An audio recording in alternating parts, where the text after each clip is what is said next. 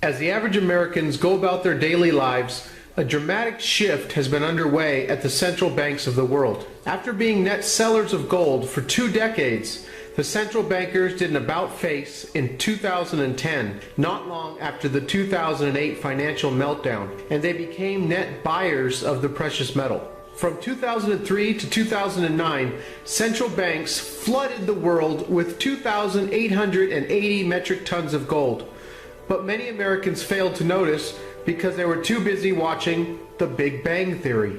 In 2010, the tide finally turned, and central banks took 77 metric tons off the market.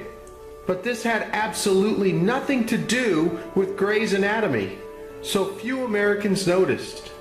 In 2011, they took 457 metric tons off the market, or about 17% of annual world production for that year.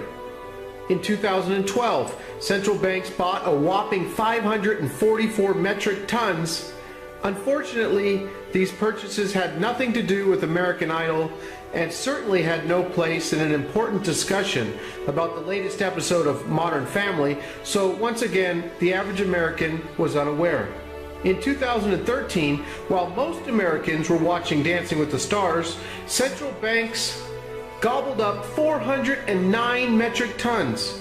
Latest estimates show that about 450 metric tons will be added to the central bank balance sheets in 2014, but sadly, this has nothing to do with the NFL, NBA, NHL, MLB, PGA, NASCAR, WWF, so most Americans will never hear about it. At this point, I would like to mention that China is not included in the data that has been presented here because they have not reported their official gold holdings since 2009. I have made several videos on the tremendous gold demand from China in recent years, and as a result, no one is sure how much gold has been added in the last few years. Officially, they hold 1,054 metric tons.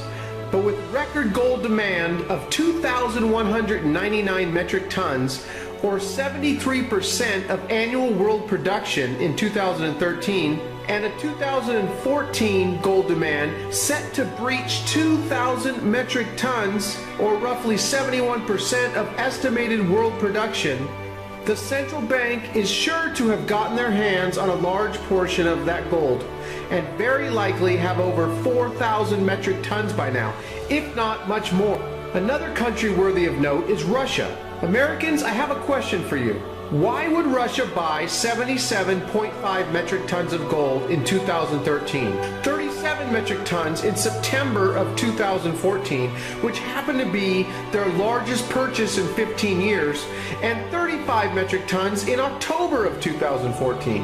After all, gold doesn't pay you a dividend or interest, right? And if things get real bad, you won't be able to eat it. I'm sure you've been told what a high-risk investment it is by your investment advisor, and he might have even reminded you that it's just a barbarous relic, like he learned in college.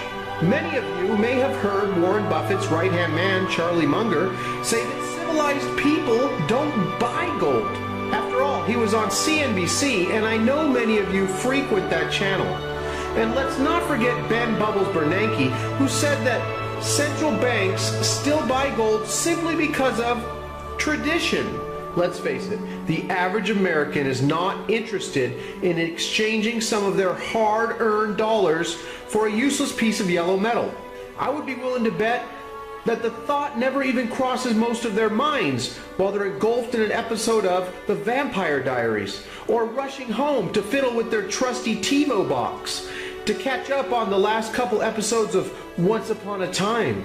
So the ultimate question now becomes, what do central bankers, China and Russia, all know that the average American does not? Please stay tuned for part 2 of this video, where we will discuss gold repatriation. Unless I happen to release part 2 during an episode of The Walking Dead, then of course I understand why you wouldn't be able to tune in.